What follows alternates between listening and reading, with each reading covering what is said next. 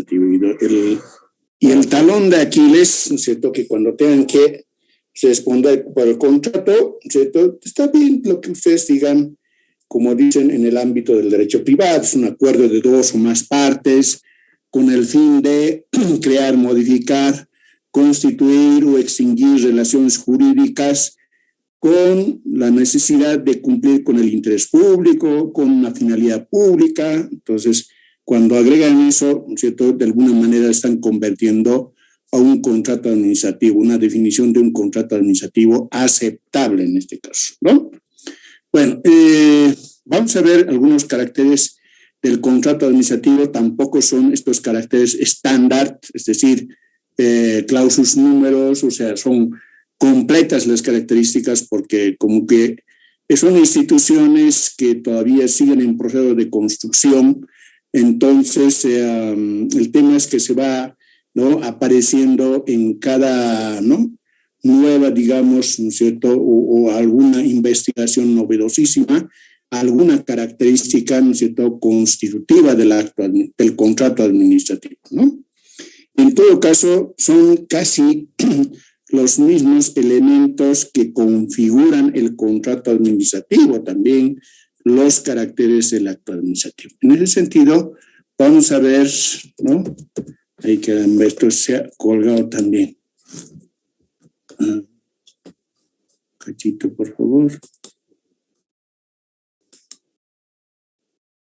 Hola, hola.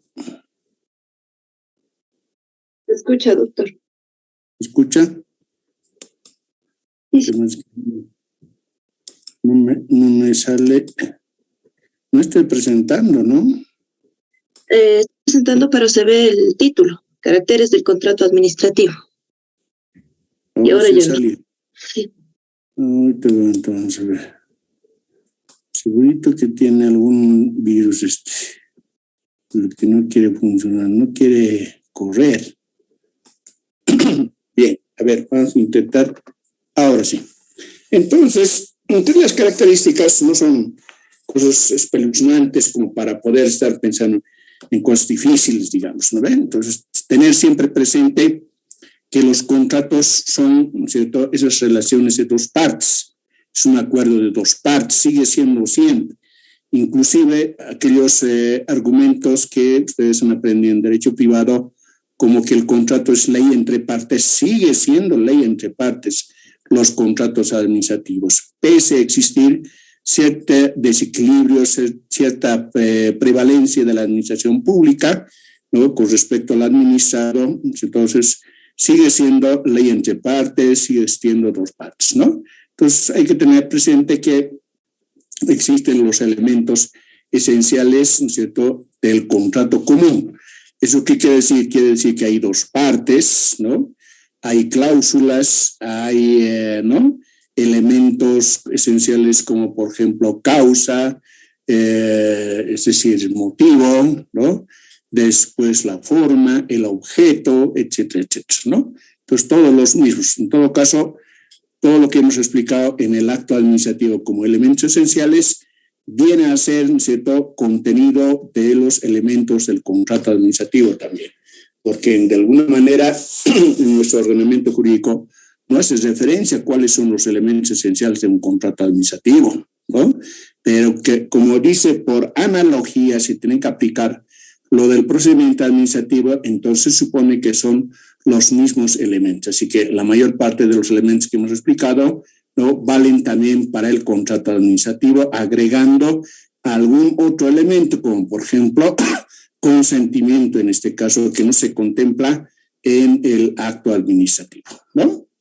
Después, la administración pública tiene suficiente competencia para celebrar contratos administrativos con otra persona jurídica, ya sea natural, ¿cierto?, o estatal o no estatal en su caso, ¿no? Natural con cada una de las personas individuales, físicas, ¿no? Estatal, en sentido lato, ¿no? Estamos pensando, por ejemplo, con la administración pública central, con la administración departamental o con la administración municipal o con alguna entidad pública, como por ejemplo con la universidad, etcétera, etcétera, ¿no? Y no estatal, y como ya saben, ¿cierto?, como colegio de abogados Otra institución de esa naturaleza puede ser también contratista de la administración pública en algún objeto que requiera, por supuesto, la administración pública, ¿no? Inclusive puede ser entre dos administraciones públicas dentro del mismo sistema de administración pública, en la central, por ejemplo, ¿no? Entonces puede ser, por ejemplo, ¿no?, la administración, ¿no?, entre administraciones ministeriales, la administración, ¿no?, ¿cómo se llama?, de salud, ¿no?, con la administración educativa, por decirse, ¿no? El tema es que en esa relación, una de las partes, la que va a contratar, es el que va a ejercer, ¿no?, las competencias, ¿no es cierto?, del contratista. Ese es el que va a tener privilegio, ese es el que va a tener potestad, ¿no es cierto?, exorbitante de derecho privado, etc. En cambio, el contratista, el contratado, es decir, el contratado siempre será, ¿no es cierto?, aquel que acepte o se adhiera, ¿no es cierto?, a las condiciones que la administración pública, en ejercicio de la función administrativa, ¿no es cierto?, solicite, ¿no?, o requiera contratar en este caso, ¿ya? Tiene por finalidad satisfacer el interés público. Fíjense, es una de las características del contrato administrativo. Entonces, cuando definan el contrato administrativo, cuando estén refiriendo a contrato administrativo, no tienen que olvidarse de la finalidad pública, interés común, interés social, díganlo así, a pesar de que, ¿no?, analizándolo cada uno de esas categorías conceptuales puede encontrarse diferencias, eso es cierto, pero existe un sentido común de que el interés público es igual al interés común, ¿no?, al interés general, al interés social, ¿no es cierto?, al interés colectivo, etcétera, etcétera. ¿Entienden? ¿Sí? Y en los contratos administrativos, caramba, un ratito.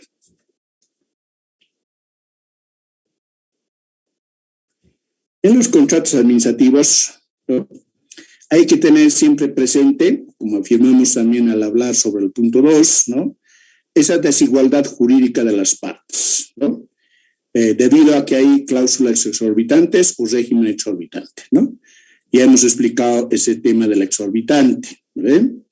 Ayer dijo algunos compañeros, por ejemplo, lo que viene a ser normal en el ámbito del derecho público resulta ser, ¿no es cierto?, anormal o inusual en el ámbito del derecho privado, por ejemplo, ¿verdad? O sea, son privilegios con que actúa la administración pública, ¿no? Por ejemplo, para disolverte el contrato, para rescindir el contrato, para modificar el contrato, para interpretar el contrato, etcétera, etcétera, ¿no? Al que está, por supuesto, sometido o condicionado el contratista en este caso, ¿no? Y eso nos lleva a pensar de que hay una desigualdad jurídica entre las partes contratantes. La administración pública actúa con privilegios, ¿no? Tiene ciertos derechos, ¿no es cierto?, que no siempre lo tiene el particular. En el caso cuando, ahorita me estoy recordando, en algún momento creo que me plantearon una pregunta indicándome de que si no cumple, ¿no?, la administración pública con proveer, ¿no?, algún medio, o por ejemplo para la construcción de un terreno, el terreno mismo al contratista, que sería una cosa muy extrema, ¿no? Entonces, en este caso, obviamente, ¿qué pasa? A ver, si fuera la administración pública al quien tengas que, ¿no?, faltarle esa provisión o el cumplimiento de una obligación, la administración pública por sí ante sí te va a rescindir el contrato, te va a dejar sin efecto el contrato, o si no te va a disponer, ¿no es cierto?, unas medidas, ¿no?, como la ejecución de los boletos de garantía, etcétera. Pero el administrado contratista no lo puede hacer así. Y en su caso, para rescindir, fíjense, no lo puede rescindir unilateralmente, ¿no es cierto?, esa relación contractual, el contratista. Tendrá que solicitar, ¿no es cierto?, a que se le enmiende, o en su caso, ¿no es cierto?, plantearán, ¿no es cierto?, lo contencioso para poder dejar sin efecto esa relación contractual. En cambio, la administración pública unilateralmente, sin necesidad de consultarte inclusive, ¿no es cierto?, puede disponer la modificación, interpretación, cambio o rescisión contractual en este caso. ¿Entienden? ¿Sí? Entonces eso es importante que hay que tomar nota. Entre otras características, la administración pública actúa con facultades especiales para resolver problemas sin necesidad de declaración judicial alguna, ¿no? Y eso está justificado por los intereses públicos, intereses colectivos, interés general, etcétera, etcétera, que dice que, ¿cierto?, es superior al interés privado o al derecho privado, etcétera, etcétera, que ya saben de memoria desde el principio de la carrera de Derecho en su caso, ¿no ve? Entonces, hay que tomar nota de que la administración pública, ¿no?, siempre actúa, ¿no?, con esas competencias, ¿no es cierto?, que son medio, ¿no?, elevados a la quinta potencia, ¿no?, para resolver los diferentes problemas que se pueden presentar sin necesidad, ¿no es cierto?, de acudir a que la administración judicial pueda intervenir en la resolución de ese problema, ¿ve? Entonces, la administración pública por sí puede resolver. En su caso, ya saben que ejerce también, ¿no es cierto?, la función administrativa jurisdiccional, ¿ve? 6, la administración pública debe someterse a la forma y procedimiento de contratación preestablecida en la legislación administrativa. Todos los contratos administrativos, absolutamente todos, deben de, ¿no es cierto?, realizarse conforme a la legislación administrativa. La legislación administrativa establece modalidades de contratación que difieren, por supuesto, no son uniformes ni son comunes, ¿no es cierto?, dentro del sistema. En el sistema, ¿no es cierto?, europeo continental, por ejemplo, en Argentina, es muy diferente a la nuestra y que de Perú, por ejemplo, ¿verdad? Nosotros tenemos ciertas peculiaridades en las modalidades de contratación que enseguida vamos a ver conforme al Decreto Supremo 181 y la famosa RUPE, ¿no? La RUPE es la que de alguna manera, ¿no es cierto?, modifica y cambia, ¿no?, por ejemplo, no las modalidades de contratación, sino las cuantías, ¿no es cierto?, dentro de las modalidades de la contratación en este caso, ¿verdad? Entonces, todas cuestiones vamos a tratar de ver más adelante en su caso, ¿ya? Bien, el contrato es siempre intuito personae por si acaso, ¿sí? ¿Eso qué significa? Significa que no se puede hacer a través de interpósita persona el contrato administrativo, ¿verdad? Ni se puede subcontratar en su caso, ¿no? Salvo que así lo disponga el ordenamiento jurídico, es una excepción, por supuesto. Después siempre es personal, ¿no? Por eso dice intuito personae. Es decir, que no se puede hacer con palos blancos, digamos, ¿no? Dicho en otros términos. El objeto del contrato es una obligación pública. El objeto de un contrato administrativo siempre es una obligación pública y se traduce ya sea en suministro de bienes, ¿no?, como por ejemplo en la compra de movilidades, en la compra de, ¿no es cierto?, equipos de computación y otros de esa naturaleza. Estamos hablando de suministro de bienes, ¿no? Obra pública o servicio público, concesión de servicio público, etc., que vamos a ver en el siguiente tema como contratos especiales o contratos nominados en este caso. ¿Entienden?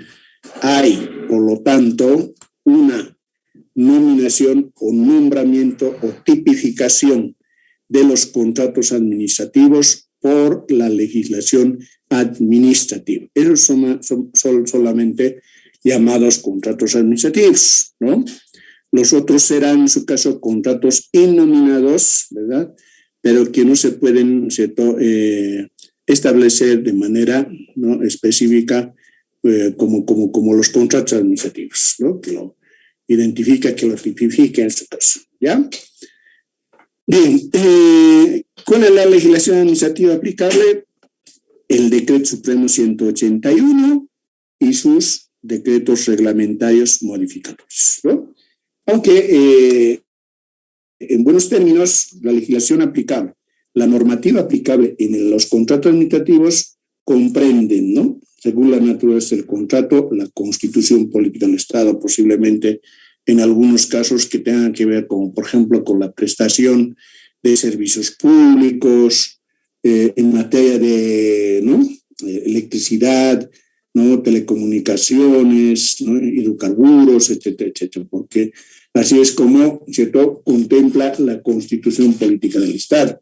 Es el caso, por ejemplo, si no me equivoco, el artículo, ¿cierto?, 20, que hace referencia precisamente a que en estos casos se puede hacer contratos administrativos. Por ejemplo, si fuera el caso, entonces entra, por supuesto, la Constitución Política del Estado como la legislación aplicable.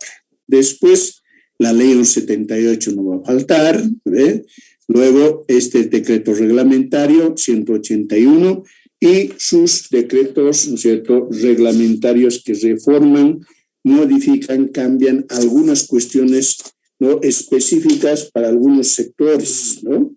Algunas inclusiones, algunas modificaciones, algunas habilitaciones, muy especiales, por supuesto, ¿no?, de las cuales creo yo que es importante que veamos, ¿no es cierto?, este 181 y particularmente la 1497, que es referido a la RUPE, ¿no? La RUPE, se van a recordar de la Rupertita más o menos, ¿no ven? Es el decreto reglamentario, ¿no es cierto?, que establece el marco, el convenio marco del registro único de proveedores del Estado. No quiero comentar otros aspectos que tiene este reglamento, por supuesto, así que nos vamos a definir simplemente a los aspectos, ¿no es cierto?, jurídicos en este caso, ¿ya? Eso es la normativa básica. Ahora, en esta parte, en este tema de las contrataciones administrativas, ¿verdad?, no es conveniente que se la tengan de memoria por si acaso, ¿no es cierto?, lo que contiene la disposición. ¿Por qué? Porque, como hemos dicho en un principio también, ¿no?, la dinámica es propia del derecho administrativo y de la legislación administrativa, y donde más ha habido, ¿cierto?, cambios y modificaciones, y eso es su naturaleza, es en este tema de las contrataciones administrativas, les diré, ¿no? Entonces, así, por ejemplo, para mostrarles simplemente, ¿no?, vamos a ver acá, ¿no? Ahí.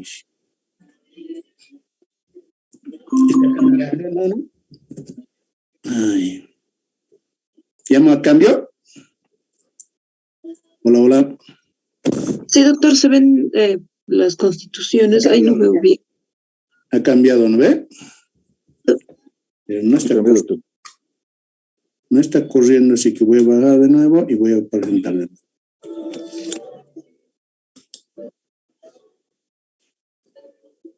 Un cachito, por favor.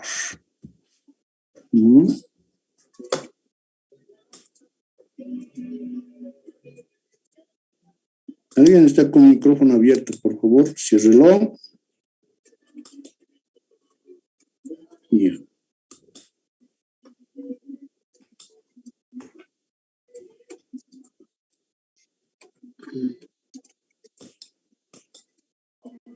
Bien, entonces les decía que este es más o menos el tema o el ámbito en el que mayormente, ¿no es cierto?, se dinamiza y se modifican, ¿no es cierto?, los contenidos de las disposiciones referidos a la contratación administrativa, ¿no? Tal es el caso, por ejemplo, podemos empezar a ver desde 2000 o 1995, fíjense cómo ha ido cambiando más o menos, ¿no ve? En el mismo año hay dos, ¿no? En el 2000 hay otra modificación, 2003 hay otra modificación, pero todos son referidos, por si acaso, a las normas básicas del sistema de administración de bienes y servicios, ¿no?, con su subsistema de contrataciones administrativas, ¿ve? Ahora, ya estamos en 2003, 2004, y fíjense, ¿no?, y podrían decir, como algunos, ¿no?, les gusta discursar por ese lado de acá, no, pero esos son del gobierno neoliberal, no. En el actual también, ¿no? Por ejemplo, este tema, ¿no?, era regulado por el Decreto Supremo número 29.190, ¿no?, del 11 de julio de 2007, ¿verdad? ¿Saben de qué mes, de qué tiempo estamos hablando? Y luego, ¿cierto?, posterior a eso, se cambia y se dicta este Decreto Supremo 181 del 28 de junio de 2009.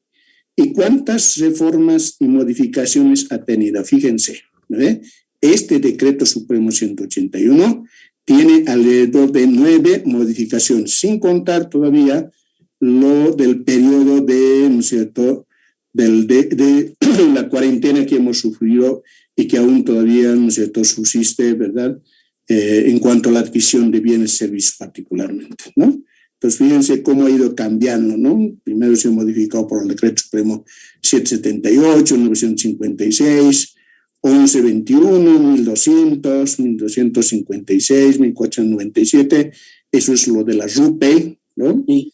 Después tenemos 1783, el 2299, 2753, etcétera, etcétera. Creo que hay un par de modificaciones más para algún sector de algún ministerio, ¿cierto?, que no he tomado en cuenta. Y luego está el convenio en el periodo de, ¿cierto?, el COVID, por ejemplo, que aún subsiste todavía, ¿no? Entonces, es un conjunto de disposiciones que tiene, ¿no es cierto?, una mayor movilidad, mayor dinamicidad en este caso, ¿no?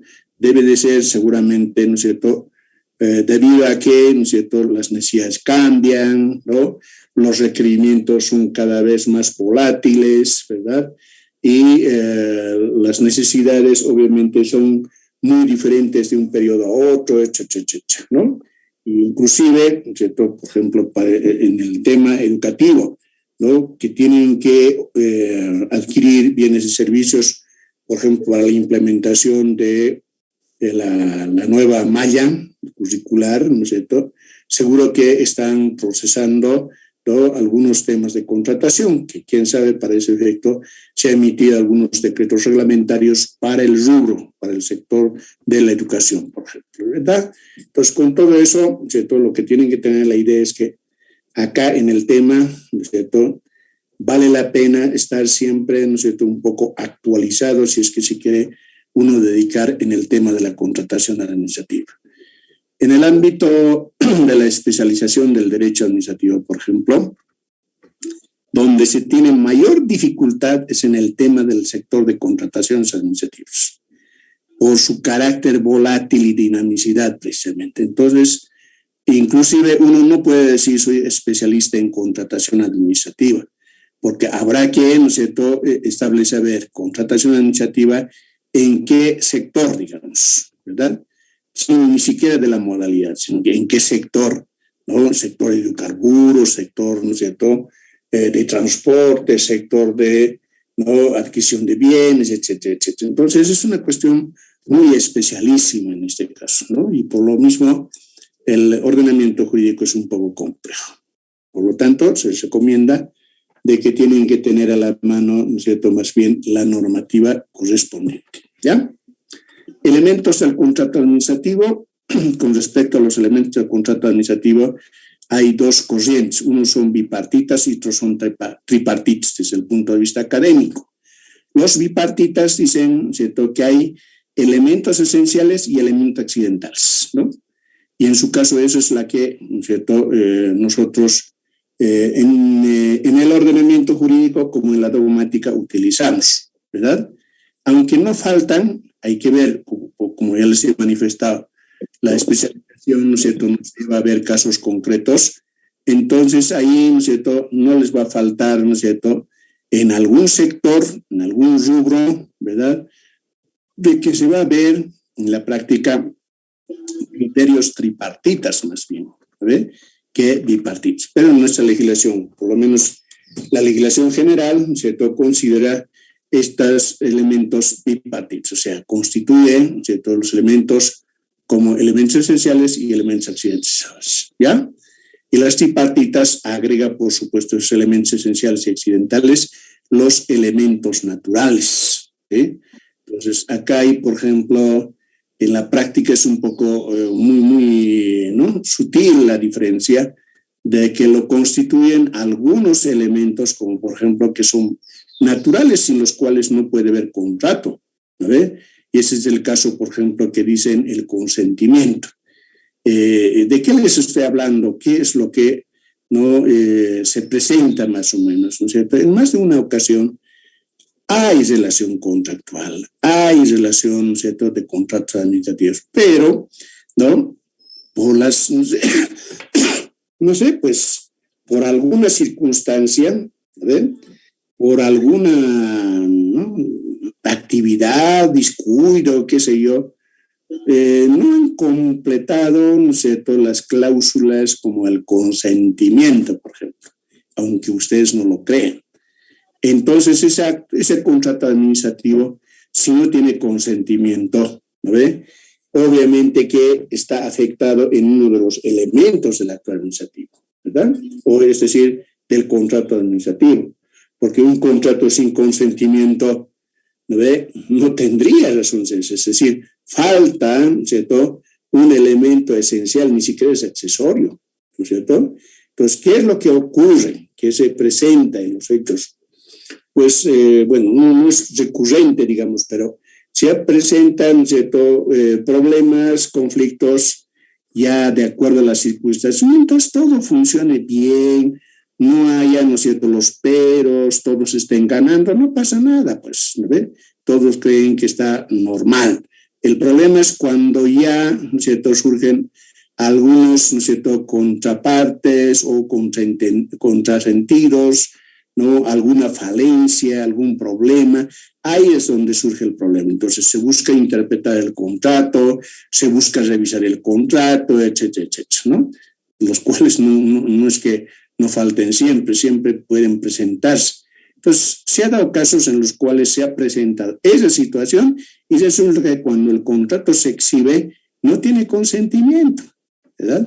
No tiene consentimiento. Entonces, en esos casos, por ejemplo, si son bipartitas, ¿cierto?, obviamente eso es nulo de pleno derecho, ¿sí?, porque no hay consentimiento, ¿no? Y el consentimiento además tiene que ser expreso, ¿verdad? Pero, ¿cierto?, suelen arguir, ¿no es cierto?, de que son tripartitas, ¿no?, en el entendido de que existen necesariamente elementos esenciales y accidentales, pero además hay un elemento natural sin la cual no puede existir.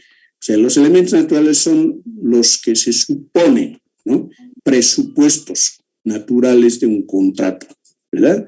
Entonces, en ese contexto, obviamente dicen, arguyen, se discuten, ¿cierto?, se argumentan de que cómo es posible que se pueda cuestionar una relación contractual, ¿cierto?, cuando se supone de que hay consentimiento. Y el hecho de que no se haya, ¿no es cierto?, insertado es simplemente una cuestión accidental, dice, ¿ve? Entonces, eso es el problema más o menos. Por eso hay que tomar en cuenta. En el caso de nosotros, vuelvo a reiterarles, es bipartita, ¿no? Entonces, vamos a ver en el contexto de bipartita algunos elementos, ¿no es cierto?, simplemente para variar en la forma, porque son lo mismo por si acaso que del acto administrativo, ¿ya? Entonces, primero se dice, ¿cierto?, tiene que haber voluntad necesariamente, y hemos hablado de la voluntad en el acto administrativo, ¿ve? La voluntad sigue siendo esa expresión psicofísica, ¿cierto?, en este caso de las partes contratantes, con propiedad, no de las personas, sino de las partes contratantes. Tomando en cuenta que una de las partes, ¿cierto?, que expresa la voluntad de contratar es la administración pública, ¿cierto?, y por otro lado es el contratista, que puede ser una persona pública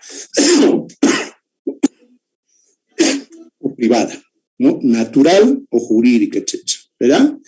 Ahora, ¿qué es lo que hacen en la expresión de voluntad estas partes, ¿no? Lo que hacen es dar consentimiento, precisamente. Y esto es, ¿no es cierto?, el elemento nuevo que no hemos visto en el acto administrativo, en los elementos del acto administrativo. ¿Por qué? Porque los actos administrativos son, pues, ¿no es cierto?, unilaterales, en cambio los contratos son bilaterales, ¿verdad? Entonces, por esa razón es que, ¿cierto?, tampoco es cuestión de decir, los elementos esenciales son lo mismo que del acto administrativo, no siempre son lo mismo, ¿sí? Son los mismos, además, ¿no es cierto?, como el consentimiento, por ejemplo.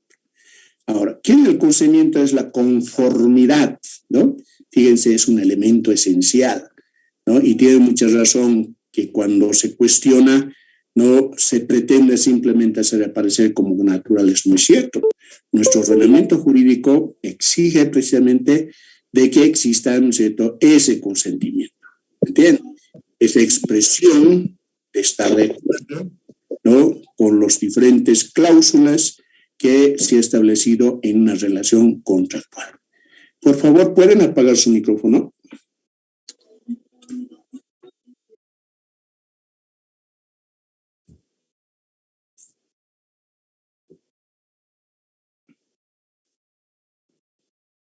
¿Ya apagó?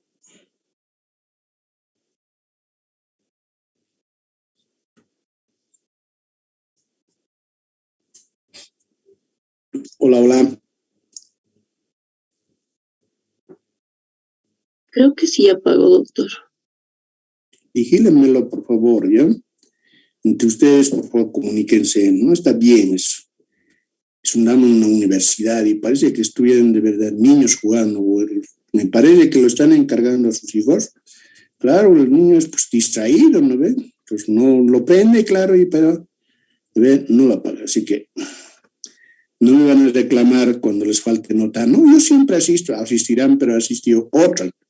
¿Ve? Y por lo tanto la mera asistencia no vale, por si acaso. ¿Ya?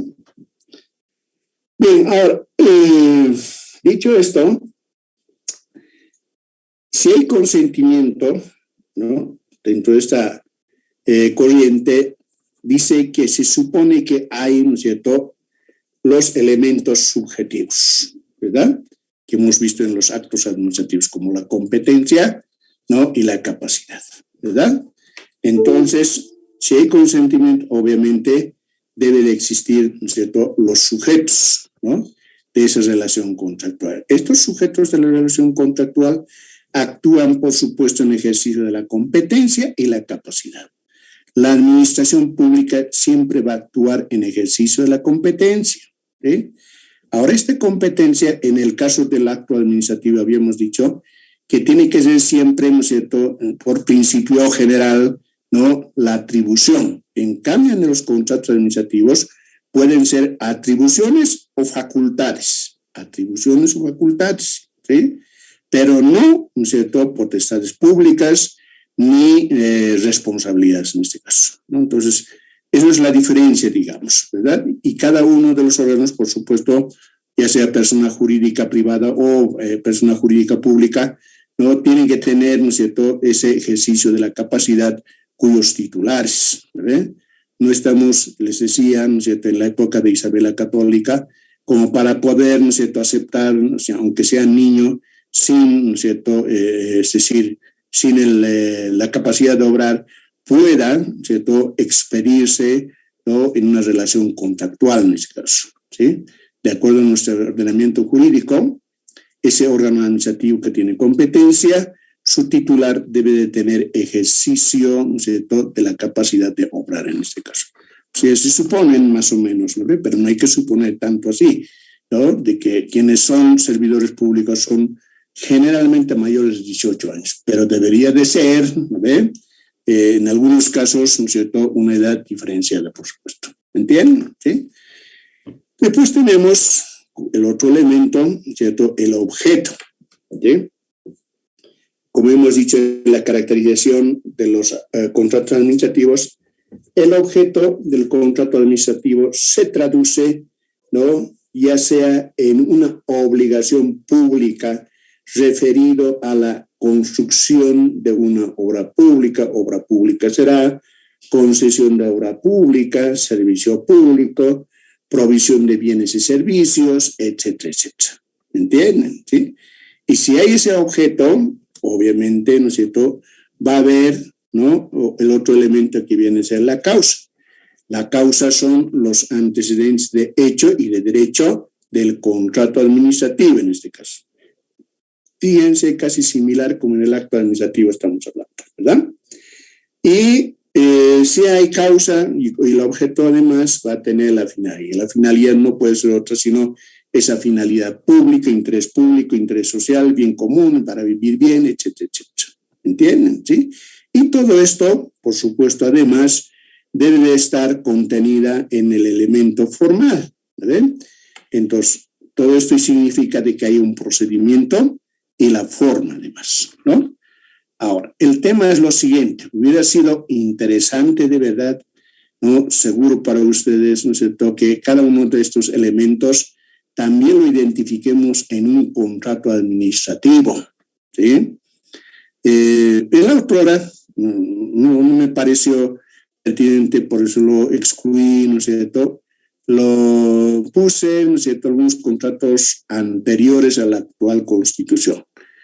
por lo menos que estuviera dentro de la actual Constitución, quizás sería pertinente, ¿no? Para que no descalifiquen como que me están interpretando, no, pero eso ya era antiguo o no antiguo, etcétera. Entonces he preferido no excluir directamente. ¿Dónde se encuentran entonces estos elementos del contrato administrativo? Se encuentra en cada una de las cláusulas que contiene el contrato, con centenares de cláusulas. ¿Entienden? ¿Sí?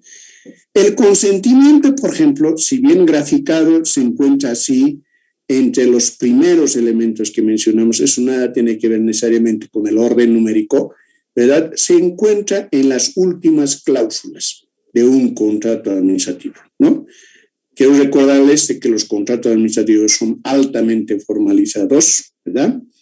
Eso quiere decir que, ¿cierto?, se traduce o se encuentra escrito, ¿cierto?, no en un par de cláusulas, sino en centenares de cláusulas, ¿no? Creo que alguien ayer o anteayer se refirió de que había conocido, se había conseguido un contrato que era efectivamente, ¿no es cierto?, que contenía un centenar de cláusulas, ¿sí? Pasan centenar de cláusulas, por si acaso, ¿no? Por lo menos, para ejemplo, con conocimiento de causa, les puedo comentar en los contratos de concesión de servicio público, en este caso, por ejemplo, que hasta ahora no me parece que se haya resuelto, ¿no? Por lo menos no sé a ciencia cierta que se haya resuelto, sino que sigue pendiente de resolución, ¿cierto?, ante un arbitraje internacional. Es el caso de Aguas del Tunari de Cochabamba, ¿ves? Entonces, ustedes recordarán allá, ¿cierto?, por antes de 2006 o 2003, por ahí, ¿ves?, hubo la famosa guerra del agua, ¿ves? Y como consecuencia de qué? Como consecuencia de que la empresa proveedora o prestadora de servicio de agua potable en Cochabamba pretendió elevar, ¿no es cierto?, la tasa, ¿no es cierto?, de la prestación de agua potable, ¿ves? Y como consecuencia los cochabambinos se levantaron y al final, ¿no es cierto?, se rescindió unilateralmente por parte del Estado y como consecuencia quedó, ¿no es cierto?, a cargo de la municipalidad hasta el día de hoy la prestación de servicio de agua potable en Cochabamba, ¿verdad? Ahora, les he citado esto, ¿por qué? Porque ese contrato de concesión de agua potable, por ejemplo, de Cochabamba, de Aguas del Tunari, ¿cierto?, con precisión, yo no me acuerdo muy bien, pero oscila entre, ¿cierto?, los 1.500 y 1.600 cláusulas, por si acaso. Además, cada una de las cláusulas tienen subcláusulas, ¿no? Por ejemplo, me recuerdo muy bien en el caso de las, ¿no?,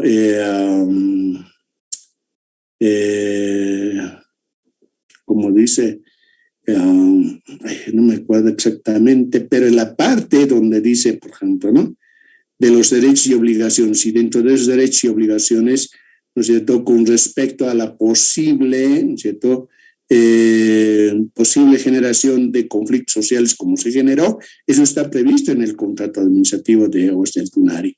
Entonces, en esos casos, ¿cómo se va a solucionar? ¿Cómo se va a manejar? ¿No? ¿Y en qué va a terminar, en su caso, ¿no?, la rescisión contractual, etcétera, etcétera, ¿verdad? Y como que terminó, ¿no es cierto?, con una rescisión unilateral, por ejemplo. ¿Me entienden? ¿Sí? Entonces, esos están en unas subcláusulas dentro de la cláusula de los derechos, ¿no es cierto?, del Aguas del Tunari, por ejemplo. Entonces, generalmente, ¿no?, estos elementos se encuentran en cada una de las cláusulas, ¿no?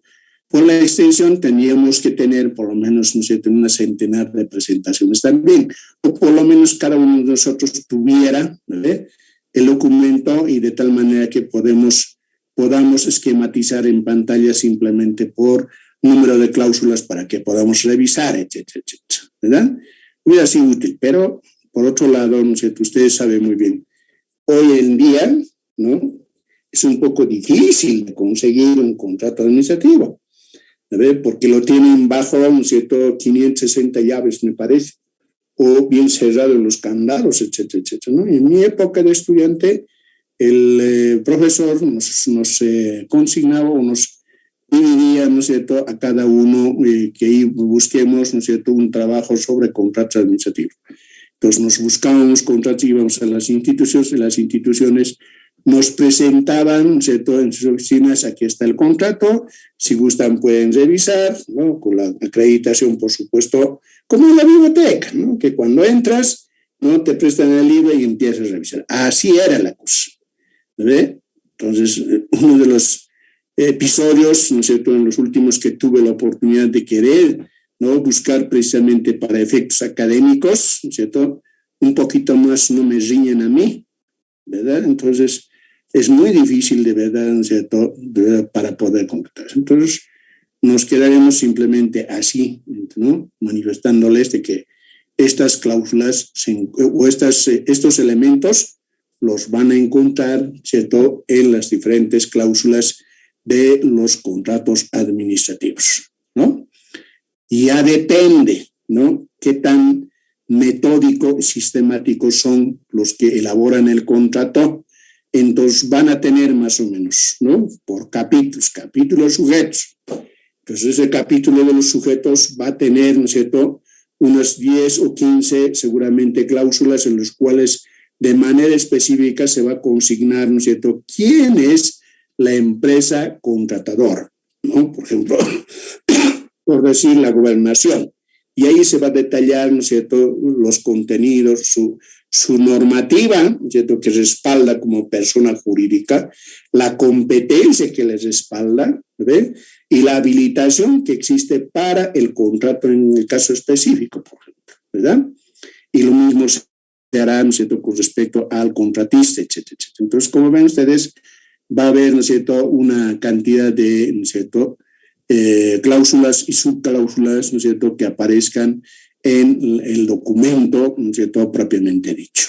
¿Entienden? ¿Sí? Y además, todo esto es en base a un procedimiento. El procedimiento mismo forma parte del contrato administrativo, además, ¿no? Entonces, en ese sentido, se va a consignar, se va a juntar algunas de las cláusulas, va a hacer referencia, por ejemplo, ¿no?, a los documentos anexos, ¿no?, que se encuentran en el procedimiento precisamente. Entonces, por ahí hay, ¿no?, pues la construcción de una carretera, ¿no?, una construcción de un puente, por ejemplo, ¿no es cierto?, algunos estudios, ¿no es cierto?, de prefactibilidad o a diseño final, etcétera, ¿no?, son los que van a comprender de la misma manera, ¿no es cierto?, en el contrato administrativo. ¿Me entienden? ¿Sí? Entonces, todas cuestiones, ¿no es cierto?, ya ustedes en la práctica van a ir viendo un poco con el detalle. Simplemente hasta ahí les puedo comentar. ¿Ya? Vamos a ir al procedimiento de contratación en general. Y ahí veremos un poco, como ayer preguntaban, si me equivoco, si las modalidades de contratación están vigentes o no, etcétera, etcétera, ¿no? Siempre en la legislación administrativa, vale decir, particularmente en el Decreto Supremo 181 y sus decretos reglamentarios modificatorios. Y en este caso particular, ¿no?, el 181 y la 1497, vamos a ver. La 1497 se refiere al Registro Único de Proveedores Estatales, o sea, la famosa RUPE. ¿Entienden? ¿Sí? ¿Cuáles son las modalidades de contratación? Fíjense. Son estas, ¿no?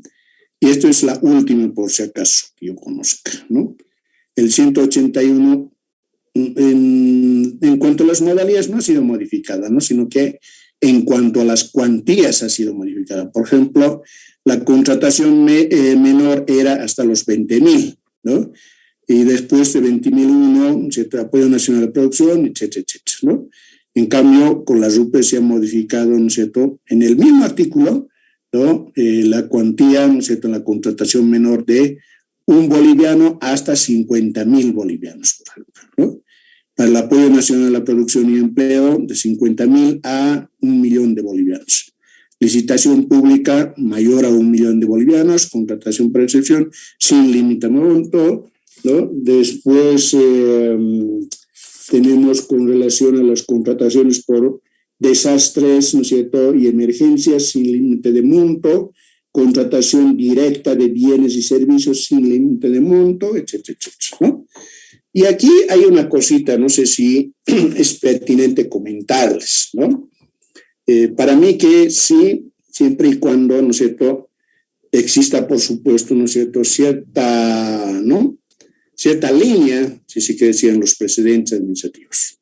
¿A qué me estoy refiriendo? Me estoy refiriendo, por ejemplo, ¿qué pasa si yo, ¿cierto?, contrato como, ¿cierto?, apoyo nacional a la producción y empleo, pero la que corresponde a la contratación menor, ¿sí?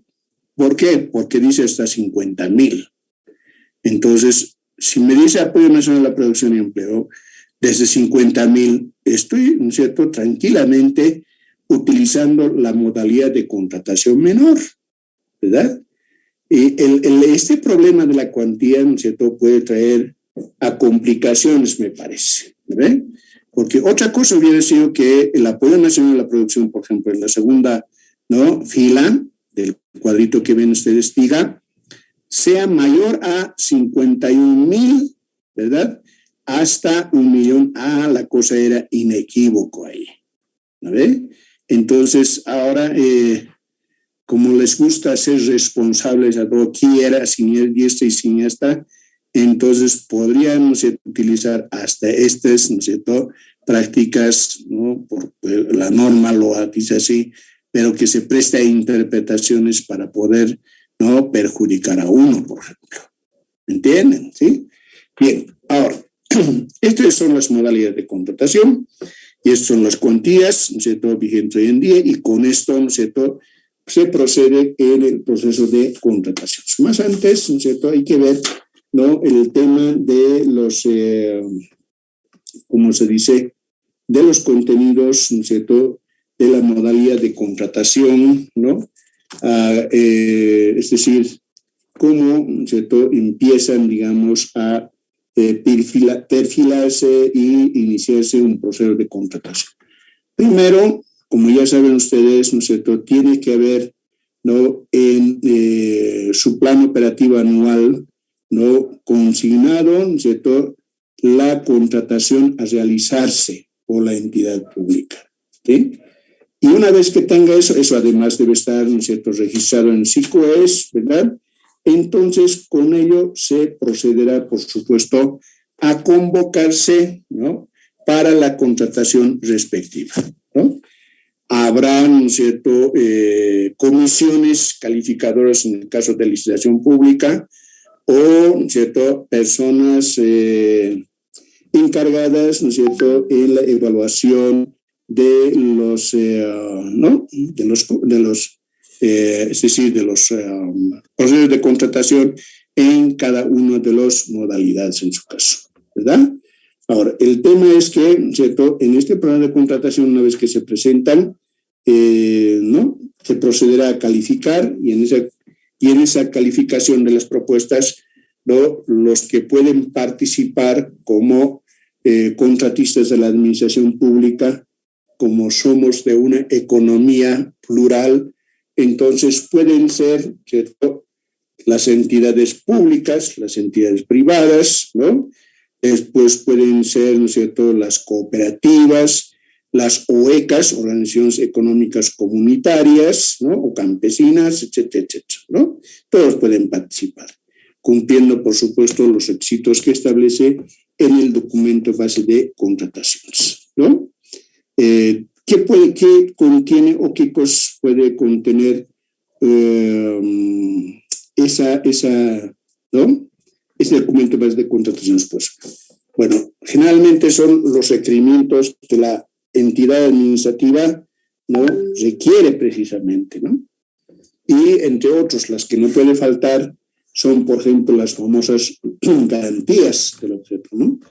Las garantías de seriedad de la propuesta, las garantías de correcta inversión del anticipo, las garantías de buena ejecución, ¿no es cierto?, de los contratos administrativos, etcétera, etcétera, ¿no? Y con todo eso, obviamente, ¿no es cierto?, se procederá a la calificación, ¿no? Y se procederá, por supuesto, a emitir el informe de evaluación y recomendación, en su caso, la adjudicación del contrato. ¿Entienden? ¿Sí? ¿Quién lo va a hacer? La comisión calificadora o la comisión, ¿no es cierto?, encargada, en este caso, de evaluar esos ¿no?, procesos de contratación. Si es que se presentaran, ¿cierto?, ¿cómo se dice? Ausencia de postores, o sea, no haya propuestas, ¿no? O que las propuestas, ¿no es cierto?, sean superiores, ¿no es cierto?, con relación a los datos establecidos al documento base de contrataciones. Por ejemplo, puede ser en el precio que es superior, ¿no?, del precio referencial, por decirles, ¿no es cierto?, o que nadie haya cumplido con el documento base de contrataciones, ¿no?, o cuando algún proponente, ¿no es cierto?, incumpla, ¿no?, algún requisito exigido en el DBC, ¿no?, o a lo mejor desiste o rechaza, ¿no?, formalizar la contratación. Entonces, ¿no es cierto?, debe de elaborarse el informe, ¿no?, declarándola desierta para que la autoridad, ¿no es cierto?, responsable del proceso de contratación tome la decisión que corresponde en este caso, ¿no? En el hipotético caso de que no haya, ¿no es cierto?, estos incidentes, entonces se procederá con la adjudicación y posteriormente con la firma de del contrato administrativo, ¿no? Generalmente es por la máxima autoridad ejecutiva, quien tiene, ¿no es cierto?, competencia para suscribir el contrato. ¿Me entienden? ¿Sí? Y en algunos casos, como se trata de una facultad, obviamente, ¿no es cierto?, puede delegar esto, ¿no?, a algún responsable, por supuesto, ¿verdad? Y en la mayoría de los casos, generalmente es el responsable del proceso de contratación también, ¿ya? Entonces, eso es más o menos, ¿no es cierto?, en síntesis, digamos, el proceso de contratación que podríamos indicar. Ahora, hay cosas que tenemos que ir viendo más o menos, ¿no? Por ejemplo, quienes participan en el proceso de contratación ahora, ¿no? Particularmente, ¿no es cierto?, en cuanto se refiere al rol del departamento jurídico, asesoría jurídica o dirección jurídica en este caso, ¿no? Entonces, tienen entonces ustedes en el Decreto Supremo 181, ¿no?, los que participan, ¿cierto?, en el proceso de contratación, cualquier proceso de contratación, son en primer lugar la máxima autoridad ejecutiva, o sea, la MAE, ¿no? Después está el responsable del proceso de contratación, ¿cierto?, en el caso de las licitaciones públicas, ¿no?, el responsable del proceso de contratación de apoyo nacional a la producción y empleo también, ¿verdad? Después participa la unidad solicitante, ¿no?, la unidad administrativa, la unidad jurídica, ¿no?, y particularmente ellos. Y luego, ¿no?, los responsables del proceso de evaluación y calificación, ¿no?, o la comisión calificadora, ¿no es cierto?, que en algunos casos se considera que forma parte, pero además es un órgano aparte de un contenido, de un proceso de contratación como tal, digamos, ¿verdad? Pero quienes participan en el proceso de contratación son estos, ¿no? Ahora, quizás en alguna ocasión me han preguntado ¿quién es la unidad solicitante? ¿Y acaso no es el mismo, ¿no es cierto?, órgano administrativo a la cabeza de la máxima autoridad ejecutiva quien contrata, ¿no? Y dentro de eso la unidad solicitante, ¿ve? No sé si captaron la idea o no, pero me preguntaron de esa manera, más o menos, ¿no? Entonces, podemos graficar más o menos, ¿no es cierto?, en la Facultad de Derecho, por ejemplo, ¿verdad?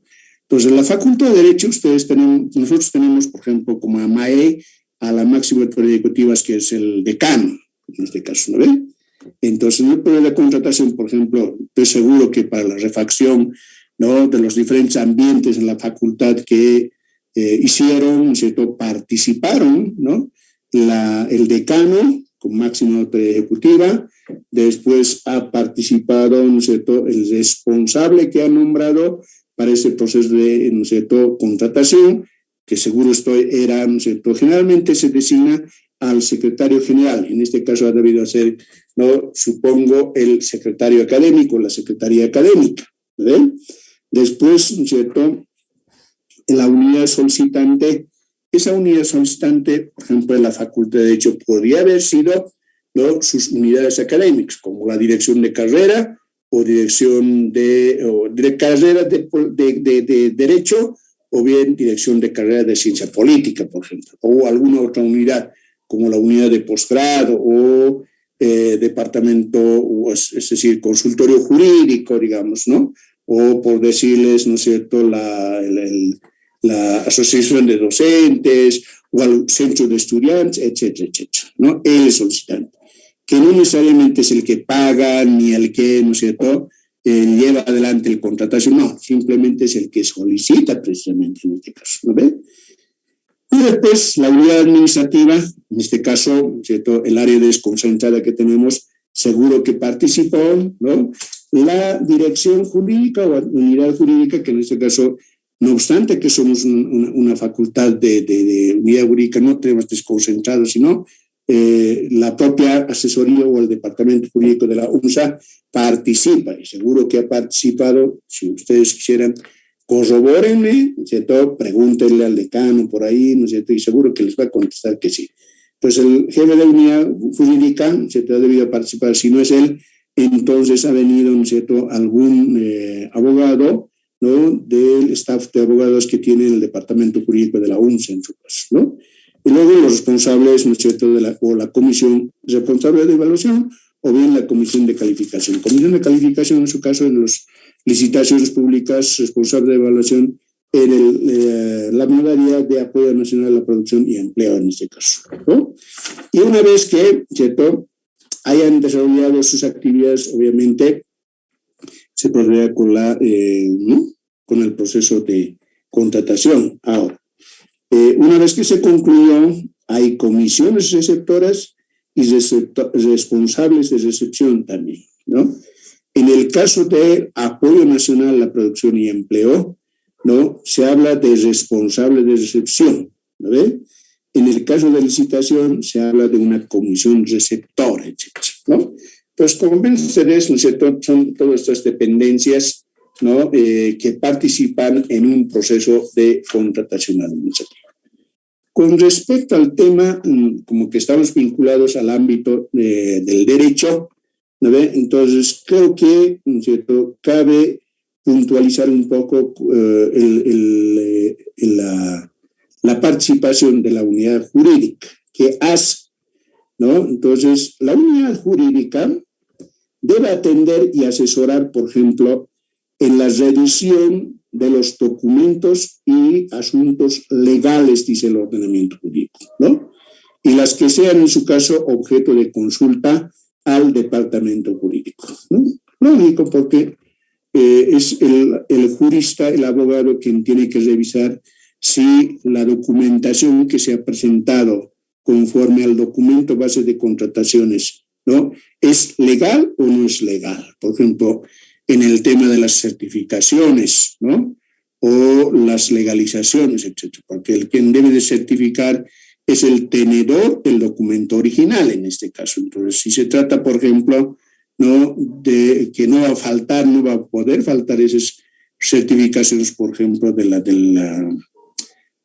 la otrora funda empresa, ¿no?, en la construcción, o para refacciones como en la facultad, o de que no tenga, ¿no es cierto?, pliego de cargo ejecutoriado, ¿no?, ni sentencia ejecutoriada. Entonces, en este caso, por ejemplo, debe de ser certificado, ¿no es cierto?, en el primer caso, por la Contraloría General del Estado, ¿no? Entonces, por ahí se ha presentado algún documento que no es, ¿no es cierto?, expedida por la Contraloría General del Estado. Entonces, es rol, ¿no es cierto?, de la asesoría jurídica para, ¿no es cierto?, dictaminar si es legal o no es legal, por ejemplo, ¿no?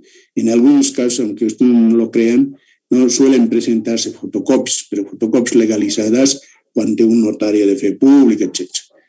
Como dice en la documento base de contrataciones, el documento base de contrataciones dice presentar certificaciones originales, dice. Entonces, en este caso, se descalifica, se considera que no son legales esas certificaciones o legalizaciones por notaría, por ejemplo. ¿Entienden? ¿Sí? Después, también tiene que elaborar el departamento jurídico, el asesor jurídico, los informes, ¿no es cierto?, que se requieren en el proceso de contratación, ¿no? Por ejemplo, si es que no hay postores, ¿no?, o que, ¿no es cierto?, superan los precios referenciales en el documento de contrataciones, entonces se va